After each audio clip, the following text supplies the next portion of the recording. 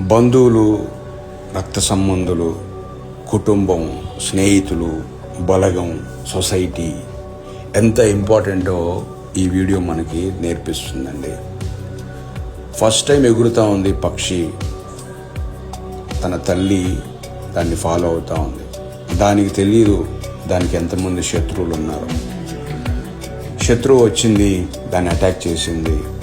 Attack చేయగానే దాని తల్లి ఊరుకోలేదు, దాన్ని ఫాలో అయింది. ఇది చూసిన దానికి సంబంధించిన బలగం అంతా లేచింది. చూడండి, అందరూ ఫ్రెండ్స్, బంధువులు అందరు లేచి దాన్ని అటాక్ చేస్తూ ఉన్నాయి. దానికి వేరే ఆప్షన్ లేక దాన్ని వదిలేసి వెళ్ళిపోయింది.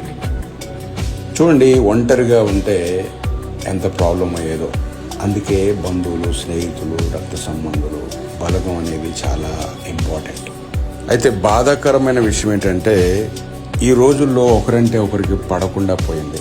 నేను గొప్ప అంటే నేను గొప్ప అనుకొని విడిపోయే స్థితికి వచ్చేసింది.